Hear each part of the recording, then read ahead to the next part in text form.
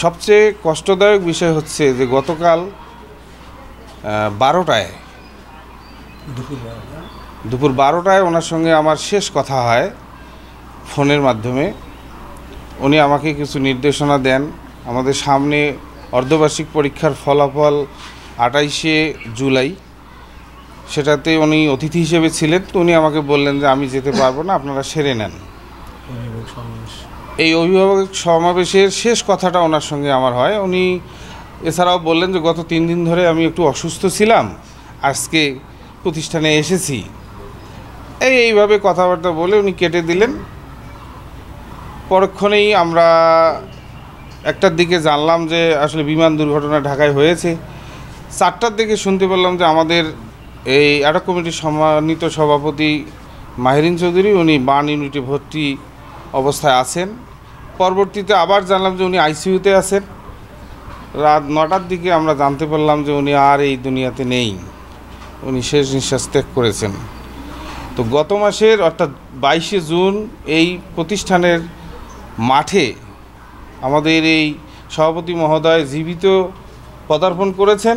আজকে আমরা ওনার মরদেহ এই প্রতিষ্ঠানের মাঠে নিয়ে এসে জানাজায় শরীক হব ইনশাল্লাহ।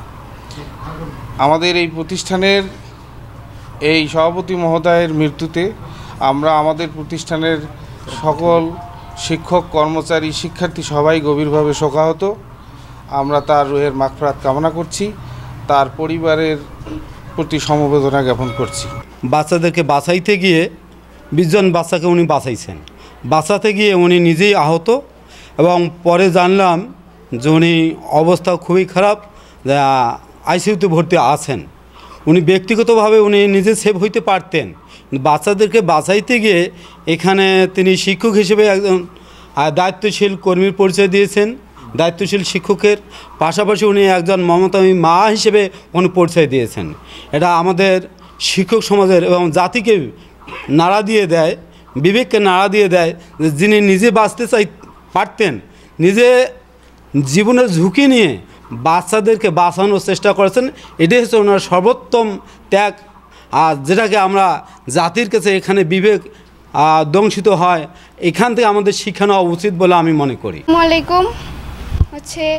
মাহিরিন চৌধুরী ম্যাম আমাদের স্কুলের সভাপতি ছিলেন। আমাদের খুব দুঃখ হচ্ছে যে তিনি কালকে একটা অ্যাক্সিডেন্টে মারা গিয়েছেন এবং আমাদের অনেক শিক্ষার্থী ভাই বোনেরা তারা মারা গিয়েছে। তো আমরা সবাই তাদের জন্য দোয়া করব, যারা হাসপাতালে ভর্তি হয়ে আছে তারা যেন খুব দ্রুত সুস্থ হয়ে যায়। যখন উত্তরা শুনছি তখন আমার কলজা কাঁপিয়ে গেছে যে কী হলো।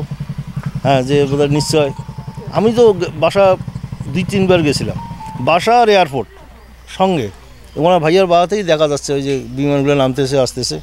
ওই একটা বেড়া আছে আপনার স্টিলের, ওইটার পরে বিমানবন্দর দেখলাম, বুঝলেন। কারণ বিমানটা যে ক্র্যাশ করছে তাতে আমি টের পেয়ে গেছি, তো অবস্থা খারাপ। মনে হয় আমার ভাতিজি ওই স্কুলের প্রফেসর না আছে।